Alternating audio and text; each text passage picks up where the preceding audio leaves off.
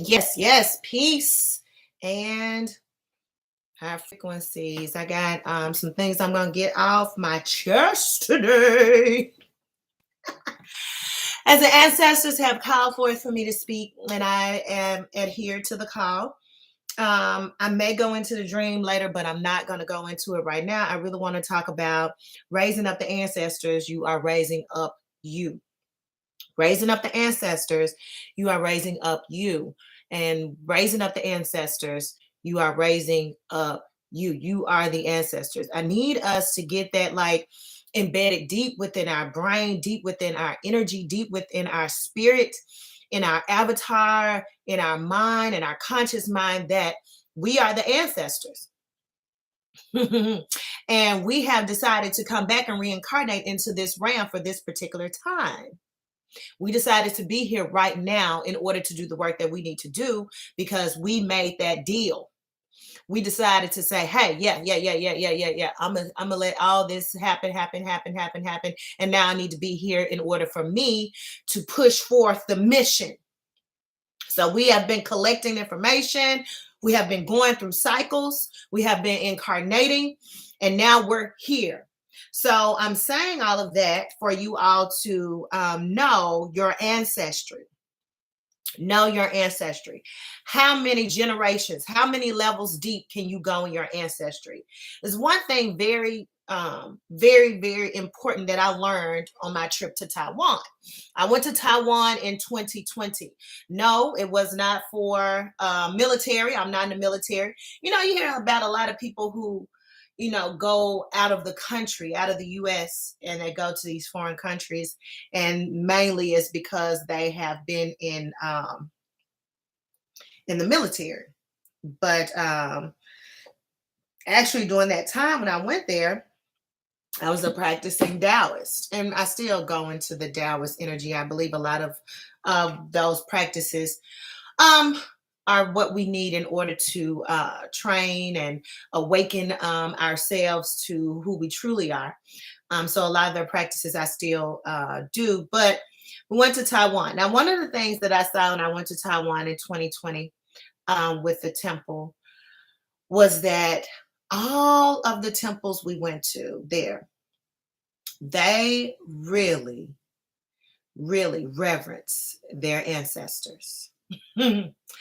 And with the Taoist Buddhism, Buddhist culture, and I would say Asian culture, and with that spiritual sector, they call out names and they do rituals to these ancestors based on what they have propagated previously. And they hold, based on what they propagated previously, they hold them up to a high regard because they're sacred ancestors. And I know in ancient Kemet that was going on because of those who practice within the Ancestry Society. This is done as well. But there goes through I'm talking about this to get to something. They go through this particular ways of knowing which ancestors are of a higher frequency, who are sacred ancestors, and which are not, especially in the Ancestry Society, because I've, was hand in hand with experiencing that and learning about that. But also in the Asian culture, like I said, in the Buddhist Taoist community, they also go through to, after one has transitioned, they go through a ritual in order to see if that individual, where that individual is, and if that individual is of a higher frequency. And that's the ancestors, because it's not any ancestors that they say, hey, I'm gonna do this ritual to, and I'm gonna do these vows for, and I'm going to place upon my altar, and I'm going to feed, right? But it's these sacred ancestors that have transversed and went on, and now they can reciprocate energy. So they go through this ritual to figure out which ones are which. Okay. Now, most of you all who probably are listening to this, what you first have to do is know your ancestry, right?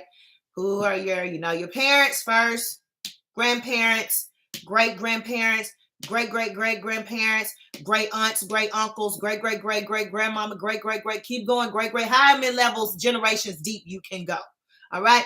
If you don't know, no, great uncles, great aunts, all right, great great cousins, whatever the case may be, know these ancestors, right? Because they're within your bloodline, they're within your lineage, they are you. All right, so you probably saw the picture that I have. That is of my great great uncle. Let me see. He's my father's uncle, so he's my great uncle. All right, Dr. Cooper Taylor. He's one of the first Black dentists here in Memphis, Tennessee. And we used to live in his home downtown. And he was one of the board of directors, as you saw in the picture, in 1940 for the Cotton Makers Jubilee. And what the Cotton Makers Jubilee, what if you don't know, the Cotton Makers Jubilee here in the South was they had a cotton carnival. The cotton carnival is what those who were white had, and we couldn't participate in the cotton carnival. That was only for them. They had their own board of directors, they had their own thing, and we could not be a part of it, right? 1940, and beyond, we couldn't be a part of that. Right. And that was 1940. He was, already in his, aged, right. And my father was born in 1947. So you just think about, this is the 1940s. All right. This is before the civil rights movement. And, now we talking about diversity, equity, inclusion, all that bullshit. This is way before that, when our people really had to set their own path. Magic, y'all. This is real deep magic. And so because of him, I am, right? Y'all got to think about this. Don't get so caught up in the day-to-day without feeding and acknowledging those ancestors that have went before you, and they have paved a way, and they hold history, and they hold this sacred energy. Now, I put him up because, hey, he is someone that needs to be acknowledged. He is someone who needs to be fed. He was on the board of directors. Now, our people here in the South, I'm in Memphis, Tennessee, y'all. This is someone who was on the board of directors that had created the Cotton Makers Jubilee, right? And they had pageants, they had king, queen, they had everything that the Cotton Carnival had. If you don't know different, maybe some of y'all not from the South, you probably never heard of the Cotton Carnival. You probably never heard of it, because down here we was picking cotton. So the Cotton Carnival was huge for them, right? For the people who were not melanated. They were on the back of our ancestors, creating their generational wealth. And we couldn't be a part of that. Why would we? We were the people who were picking for them. Why would you? We don't have the help here. They're the ones who made our life what it is. And so, and even when I have people who come into my inbox or on my page and everything, and they're white people, it has nothing to do with y'all. You have to do your work based on what your ancestors have done. You can't think that that's gone just because you're enlightened now, just because you've come into awareness. Your awareness first needs to be the acknowledgement of what your ancestors did, and now atone for their mess. All right, so I'm not going to get into that. Ain't got nothing to do with it. I'm talking about our people. So, board of directors, we have the Cotton Makers Jubilee. Now, that's why his picture is up. Dr. Cooper Taylor, one of the first black dentists here in Memphis, Tennessee. The house that I grew up in as a little girl, where I first started having my dreams in, was the house that he lived in. He lived upstairs. He did his dentistry downstairs. And we had this house that was passed down, and we still have this land in my family now. And so, several things are going on right now. So, When I tell you all raising up your ancestors, you are raising up you. Now you may say, hey, Uncle so-and-so or grandma, whomever, all they did was smoke cigarettes and cuss people out and, drink and get high. They cuss people out they wasn't of a higher frequency. They wasn't of a higher vibration. So what you have to do is look at yourself. Where are you in your spiritual walk? Because what you can do, you can transmute that energy. You can also go back and see where they are, their spirit, their energy, not their spirit. I don't want to say spirit because that's something that's created here. Where their energy is now. Where within the multiverse and through these dimensions of existences are they? I was able to find my uncle, my one of my father's brothers, who transitioned, I believe, back in 2013, 2014. Yes. He lived in Chicago. And he was a hothead from what I've heard from my father and everything. He had diabetes. He didn't want them to, amputate nothing. He didn't want to do this. He didn't want to do that. A lot of things he didn't want to do. Now, he came to me, I believe in 2020.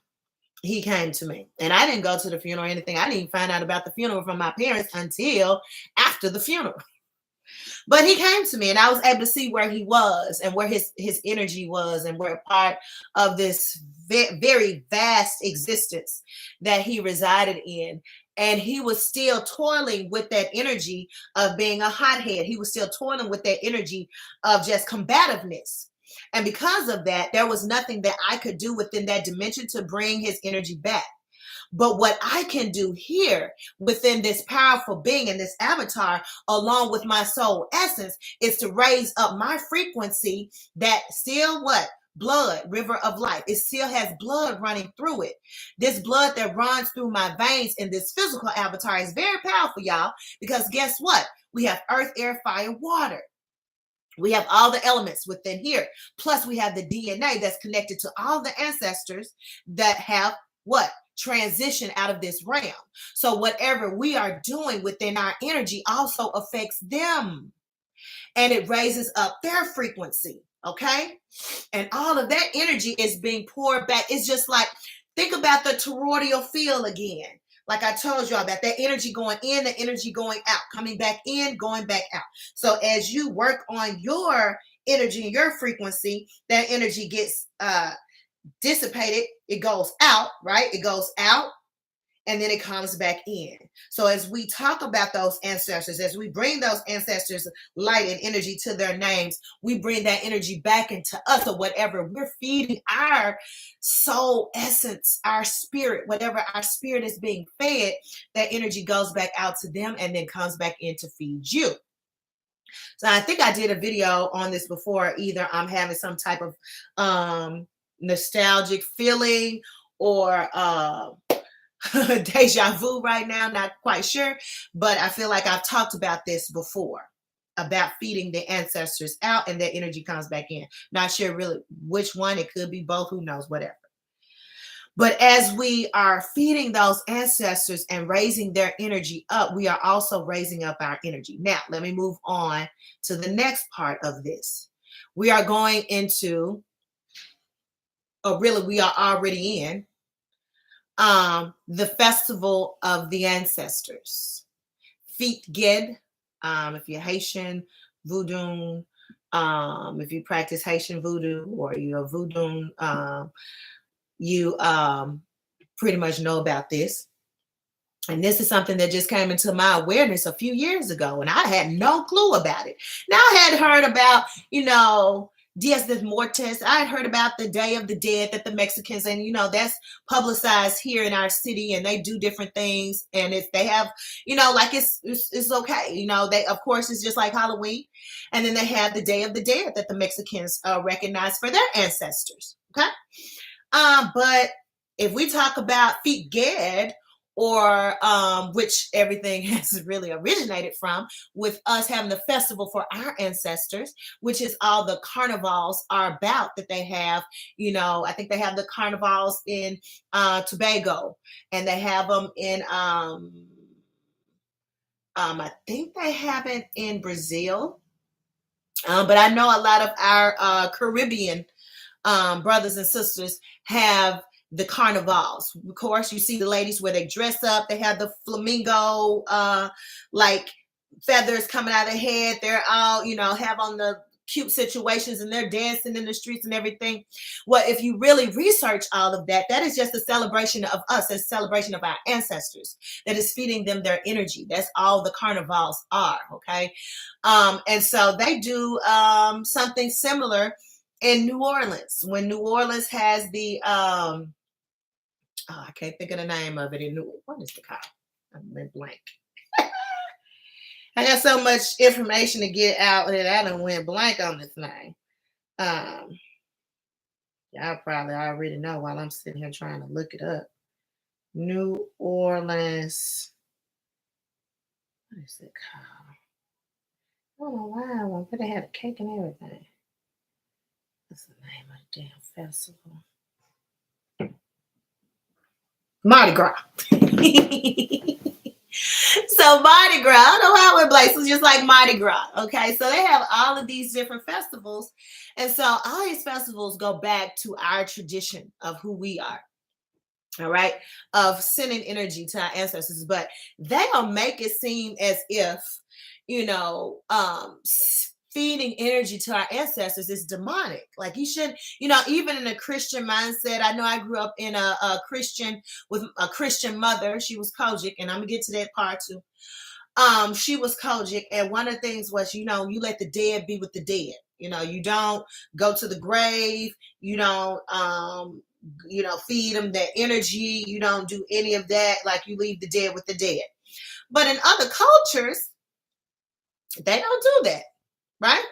In other cultures, it's all about, even with this Hallows Eve, with this Halloween, these are people who have taken what we have given to our ancestors and made it pure, and they've taken and make a mockery of Bar and Samedi. They're making a mockery of it with Halloween. Trick or treat. They are making a mockery of the luau's. That's how I see it. They're making a mockery of it. They taking it. They got Jason mask and the witches with the black hat and the brooms and shit. And they got all this. I went into the one of these Halloween stores a couple of weeks ago looking for something for my outfit that I'm going to do a photo shoot in. And I was like, oh, let me find a masquerade mask and everything. And I saw the Chucky stuff and all the just blood and just demonic. All right. And all of the evil energy that they house, even with them tainting our culture and throwing in that Jesus shit and just making us blind and under this spell, that all of what they've taken is making a mock. I hate it. It makes a mockery of who we are. Right? So this time of the year is not about Halloween. It's not about a trick or treat. It's not about making a mockery of our making a mockery of who we are, and our practices before they threw this Christianity on us and made us actually Christians and believe in Jesus. Of course, we'll die. So there was even hoodoo, and the Haitian voodoo was just a way of survival, y'all. And it was supposed to be a time that we came out of that spell. We only did it to survive. We only believed in their deity they gave us to live. It was our way of surviving. But it wasn't supposed to continue for us to still be in that mindset of believing that Jesus died on the cross for our sins. That is such a crock of bullshit. And so I move on. So as we raise up our energy and we raise up our ancestors, while we raise up our energy, we are feeding ourselves. We are feeding ourselves. And so because we are doing that, we go into now, which is November, the Festival of the Ancestors, Fiquet. And it actually starts on the 1st of November. We can really start now. I'm starting now. I'm going to decorate my house. I want to get a lot of purple and black. Those are the colors. It's also representing Baron Samedi and some of the wows. If you are into voodoo, Maman Bridget, who a lot of the stories talks about how she was this mulatto woman. And if you are familiar with Maman Bridget, and we can also go into it. And my favorite energy is the Ursley Freydale. Wow. But you all can choose to just focus on your ancestors. Okay. Just focus on your bloodline because it's really all that matters anyway. Everything else is really energies anyway. It's just the energies that we understand as energies. These aren't real people, these are energies. And we put these energies into a physical manifestation so we can understand it. And kind of was an oracle that passes on to the little ones, to the youth, and on up. And then we still kind of understand, but we understand that these are energies that we're working with in Haitian voodoo or in voodoo or in hoodoo. Well, hoodoo mostly uses some of the Christian beliefs, and I really don't get into the hoodoo, but mostly in the voodoo. All right. And so I'm working more so with my ancestors because I have a direct connection to them because their blood resides in me. And so the month of November, we start and really the whole month, but some people do it like the 1st through the 3rd or whatever in some places, but it's for the whole month of November for me. And so because of that, one of the things that's going on here now, as I told y'all before, I'm in Memphis, Tennessee. One of the things that starts, I think it's November the 3rd through the 18th here is, or maybe 5th, I think it's the 3rd through the 18th here, is the Kojic convocation. They've decided to come back to Memphis, all right, and have their Kojic convocation ceremony. So I've already had a video and talked to you all about, that whole Kojic energy and how the Charles Harrison Mason Sr., who founded it, who was a conjurer or root worker, who used hoodoo energy along with the Baptist religion to create Kojic, and took that spell and put it on all the people. That's why it is so accepted. That denomination is so accepted among those who hold various places. Like here, I'm in Shelby County, like the Shelby family that holds the rank here. They allow them to come do the convocation because they know there's still a spell. These people are still praising and worshiping Jesus. So think about, they said that it brings $33 million to the city. They said it's going to be over 25,000 people here for the holy convocation. All right. And they allow all of these mostly Black people, melanated people, come into the city, right, and worship and praise Jesus. Now you got to think about that. That's a lot of energy during that time that is going and being put forth to their make-believe deity that they have created. That with the melanin energy and the force that we have, that we just naturally given to, even though we blinded with the spell and we go into a convocation, is something that he created, over 100 something years ago, because this is the 114th Kojic convocation. So it's been going on for 114 years. Right here in Memphis, Tennessee. It was gone for 10 years. Now it's back. So for a whole over 100 years, it was just here in the city. Now it's coming back from St. Louis. And it's coming back from St. Louis, and it's going to be back in Memphis. So they're not feeding energy to their ancestors like we're supposed to be doing during this time. They're not feeding energy. Some of them probably don't even know nobody past grandmama or great grandmama. Some of them may not know. Who knows? Right? The people who are getting fed energy is to a deity, first of all, that has nothing to do with their bloodline or their ancestry. This is a make-believe character that they're going to be praising and worshiping and feeding all that. Woo, hallelujah, hallelujah, hallelujah. Woo, whatever they're going to be doing and shouting and all of that. I done been to them because I grew up coaching. I can talk about it because I know. My mama used to go to all the company. It wasn't until I became a teenager and it was so crowded. And I was like, Mom, I'm not going. I don't want to be there. It's just too much. And then you have all these people who go and buy all these expensive big ass hats. It's just like Mardi Gras, y'all. It's just like the carnival. It's just like a voodoo ceremony. They don't even know. They have taken and because of the energy that's just in us, it's in us to play the drums. It's in us to hear the rhythms. It's in us to dance and shout and move. It's in us to worship and pray. It's in us to do this. Peace and love. It's in us to do this. So we can't help but take what they've given us and transmute it into what's already ingrained in us. And the sad part about it is it's going towards a spell work. That's the sad part about it, is that all of this energy that's being pushed out. Remember I told y'all, energy comes from the hands, the top of the head, and the bottom of the feet and the eyes.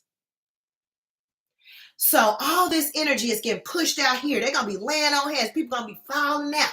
People going to be hold your neighbor's hand and all of that other shit. And none of this energy is going towards their ancestor. It's going towards a make-believe deity to push the energy and to push the agenda of what they put forth over 100-some years ago. So I am here to encourage you all, instead of getting involved in that, because that's going to go on whether we like it or not. And I know it. I don't like it, but I know it's still going to go on. So what my energy has to do, because we can, high frequencies, we can raise our frequency up where the toroidal field I talked about again, where it not only affects me, but it can affect hundreds and thousands of people, right? I'm one person. So if I'm one person, I can affect thousands of people. If you do it, you got another thousands of people, 3 people, we got another 1,000. So it's up to us. And then once we raise our frequency and we reach that energy out and connect to our ancestors, because again, you raising up yourself, you're raising up your ancestors, you're raising up you're raising up your ancestors. It's a cycle, right? It's like the infinity sign. You know, I always talk about the infinity sign. You raise up your ancestors, you're raising up raising up. It's like the Vesica Pisces, right? It comes back in. That's why all the cultures other than us do this, because they know the power that it holds. So as we have people that are coming in to my city, because I reincarnated into Memphis for a reason, because I've been in Memphis before. This is not my first time in Memphis. In Men, right? It's not my first time here. All right. And the let me see, I forgot. I can't think of off the top of my head. The name of Memphis in Kemet. No, I don't want the Arabic name. Oh my God, I can't think of it in my head. If you all, I can't think of it in my head. Black land on rich soil, hut cup ta. I can't think of it off the top of my head. If you all know the original name, but what's the Cometian word for that city of kings? I can't think. I just went blank. The Cometian word for Memphis. I hope it comes to me. I cannot think right now. And of course, you Google shit, they're gonna give you all this whitewash bullshit. And I'm just like, ugh, not it, not it, not it. I just don't want to look at it no more. A lot of the information I just rely on my soul essence to feed back into me because I know it anyway. I don't have to read a fucking book, and we can read books. It's okay. But we don't have to read books anymore to find out information because we are the information that already have lived that created that information for those books. And some of that information is not even in the books, it's in us. And so as we go back and we feed our ancestors, we're feeding ourselves. We remember the information comes back to us. All right. So I'm not my first time reincarnating. And of course, it's not my first time here in Memphis. And I chose this for a particular reason, right? I chose this location again. There's even a pyramid here, y'all. They built a pyramid here, I believe, when I was in like elementary school. The pyramids were being built when I was little. I graduated high school in the pyramid. Where did I graduate college? Did I graduate college in the pyramid too? I think I graduated college in the pyramid too. As I think about it, this shit all fucking makes sense, y'all. We are here for me. I've even told y'all about the dreams I've had about me being in the halls of the pyramid. Even when I look at the way that I'm wearing my hair now, it reminds me, even when I split it reminds me of those crowns that they would wear that you will see the ancient comedian where they have the crowns on that come down and they look like braids or something. I wore my hair down one day and I was like, it looks indigenous and then it looks Cometian. Cometian is indigenous. Tomato, tomato. So our biggest thing is to tap into who we are. We have to tap in to who we are. And I've given you these tools before. One of the things that I really do to tap into myself is for me, and I know for everybody it's different because we're all on different frequencies. We're all on different vibrations, and we all come from different bloodlines. And they tore us away from that, but it's in us and we can get back to it. So it's okay. But one of the things for me is for me to cleanse my temple. I have to watch what I eat. I cannot eat anything because that food holds a frequency for me and my body rejects it. I literally don't eat certain foods because growing up, I would get sick. When I first saw a chicken with the head cut off and my mother was showing my sister how to cut up a chicken and fry it, I became sad. I think I probably was about 3 years old. And I was like, I don't want it. I don't want it. It was in the 80s, y'all. This was before veganism, plant-based, man. Shouldn't eat food, bro. It was before all of that shit. It was in me not to do. And so even when I'm going to college and going to school, like certain things I tried to do, drink alcohol, get sick easily, certain foods I just threw up, I decided that that's not for me. And you have to know your temple. And what I'm sharing that's for me, I'm not sharing and saying that's for you. I'm not saying that. Because some of y'all can eat a hog out the straight out the goddamn grocery store and that won't nothing happen to you. And you can still tap in, you can still receive information. It's okay. That's just your tribe. Everybody has a different tribe. Everybody has a different star system. And everybody's blood is a river of life is different. So just know yourself and who you are. Okay. And I just know that for myself. So I do that cleansing. I can go into ritual space. I receive information and downloads when I go into the dream realm and I get spoken to, I receive information. And so right now, what was heavy in my spirit upon rising, even though I had a dream again about the baby, y'all, it's this baby again. But at the end of my dream, I was outside of the driveway at my father's house with a guy friend of mine, and he said, "It's a full moon." We looked up at the sky, and the moon was full. And then I turned to him, we kissed like that, and then I woke up. And I was like, very interesting. So when I woke up, someone in the private chat that we have was like, "Do you feel the energy in the air?" And I'm like, wow, shit, I just woke up and now see this. You just sent this message. Yes, I do. Because I believe me seeing that full moon was actually an acknowledgement of what's about to happen. There's already been a shift, y'all. There's been a shift in a lot of different things. We have this eclipse energy going on. We have so much that's been driven. And like I told you all before, we're in a space of quick and easy manifestation. Like you think about it and ta-da, ta-da. You think about it, you want it, you put enough energy into it, and ta-da, it happens, right? And so we are there because we are the ancestors.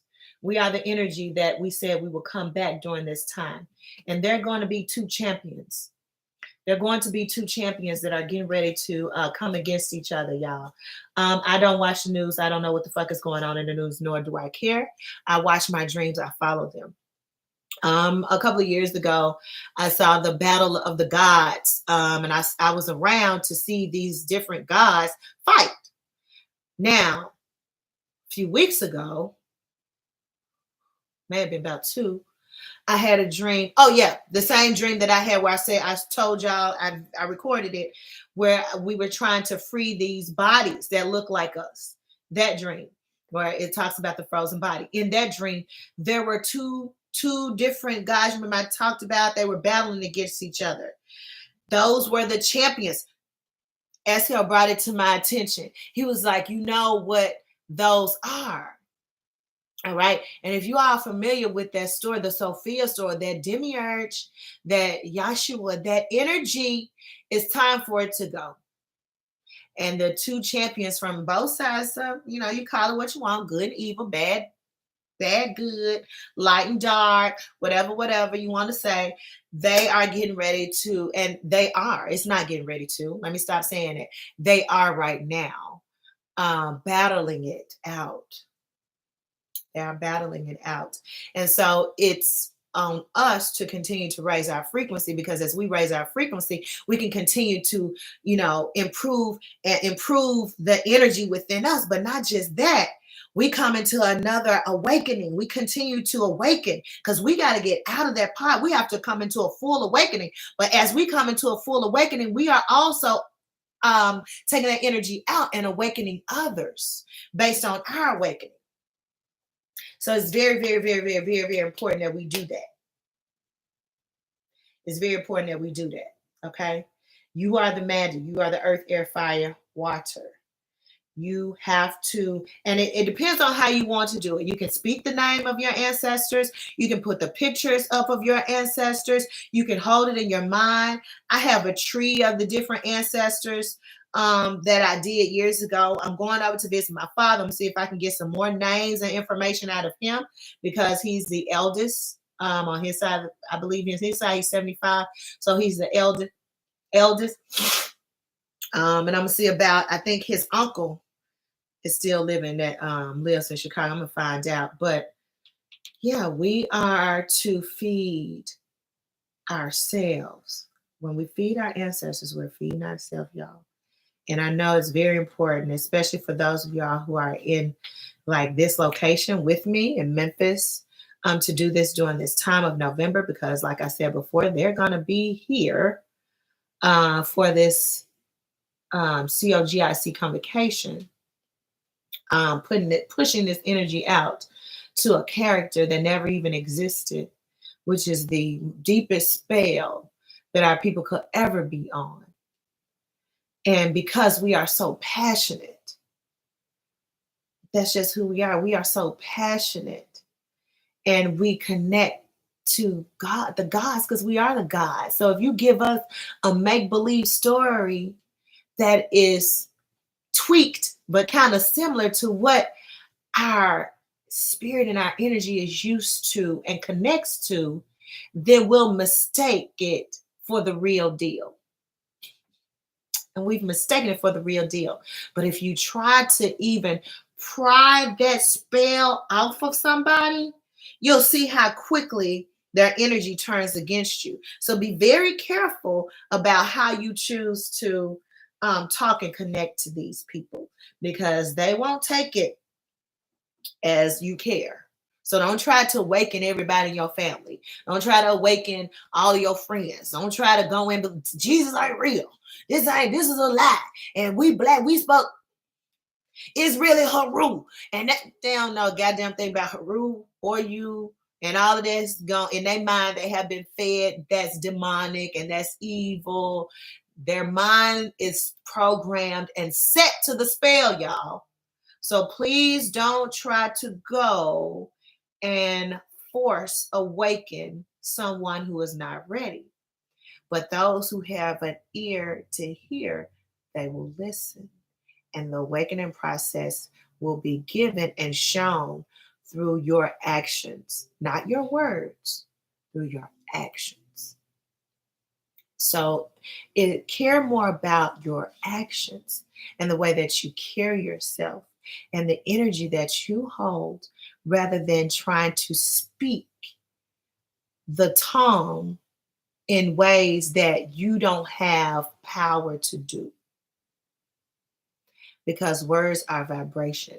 You really don't know. You may come into awakening, but you really don't know what to say specifically sometimes if you're not there in order to awaken someone. Because when I listen to someone who's under that Jesus spell, I allow them to talk. I don't interrupt them. I let them speak. They don't even know what I know. I let them think that they're probably converting me. I don't know what they may be thinking, but I let them talk. I really let them get it out. And I look at them. Because guess what I said? Energy comes from hands, head, feet, and so while they're talking, I'm sending them awakening energy. And they see and recognize the energy in me, whether I say anything or not. And I'm like, okay, all right, that's very interesting. And then I'll ask them another question. Well, where did you get that from? How do you know that? Oh, well, where did that come from? Huh. You know what I'm saying? Like, I act like I'm totally oblivious. But as I'm feeding them questions, it makes them think. And I don't act like I'm their opposition. Because once you put on the front like you're their opposition, then they're gonna be combative. And then you've lost the awakening. Don't do that.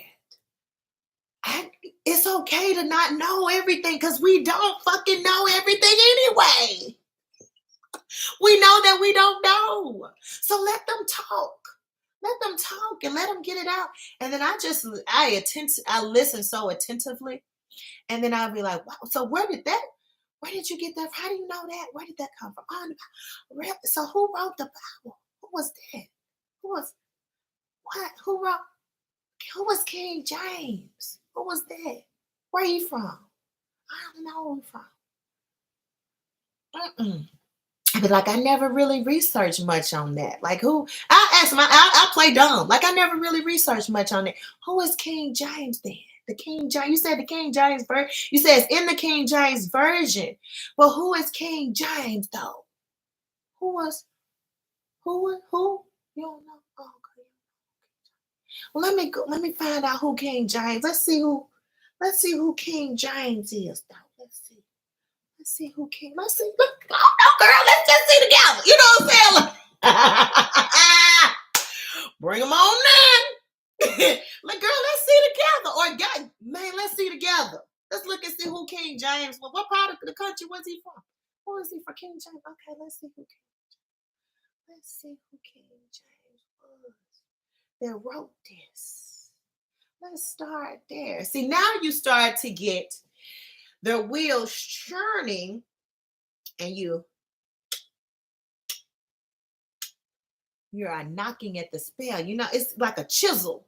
Have you seen the old school where they have like the nail and the little driver and they chip away at the brick or something? This is what you're doing with the spell when you have of energy of peace, love,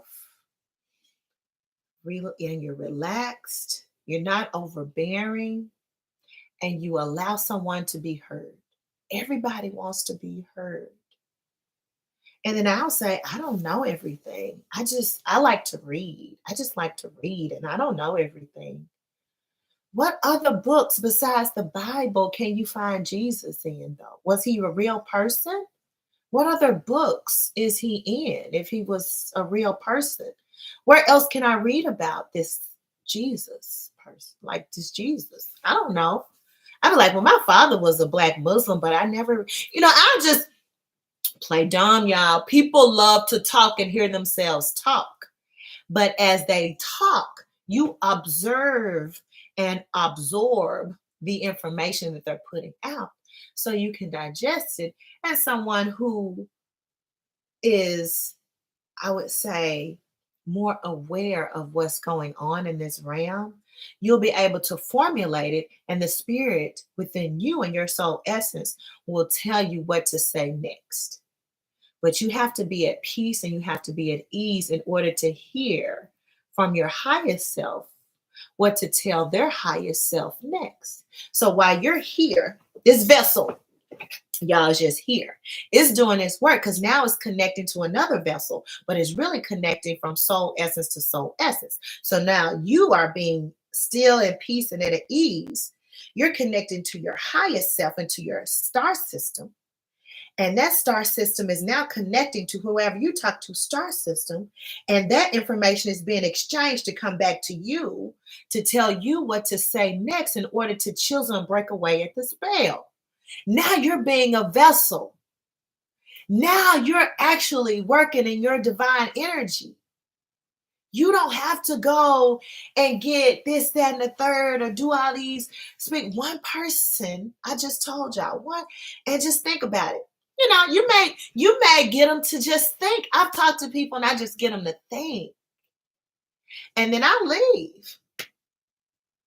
And you never know what they may go home and Google more about or want to read more about. Be like, damn, what other book is Jesus in? She said, what other book is Jesus in? I don't know. What other book? Pastor, what other book is Jesus in? They might go to church the next day and be like, damn, what other book is Jesus in besides this book, besides the Bible? Is it a book in ancient Kemet and oh, well, they ain't gonna say that. In Africa, Egypt and Jerusalem or somewhere, where Israel? Is it a book in Israel with Jesus in it that I can read? That's in what other book is this man in? Right? So I'm just playing, but I'm serious. You will give them information that is going to set their path to an awakening.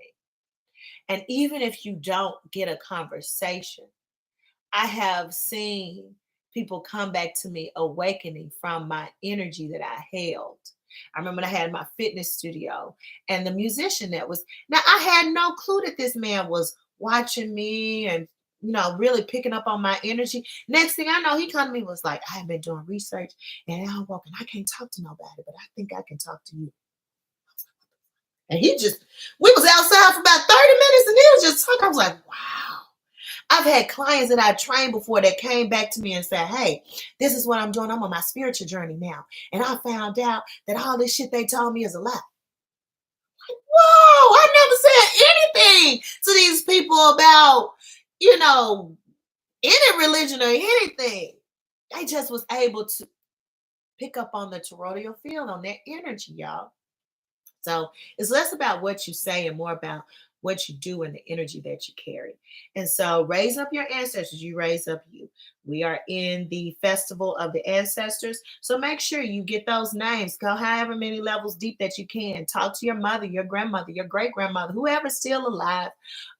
Create a tree. Let them know that you still care, that you still are here, not just about you, but to raise up the frequency of the planet. How do we raise up the frequency of the planet when the energy and the bones of those who have passed us are not being fed any energy, which is the soil that goes back into the earth?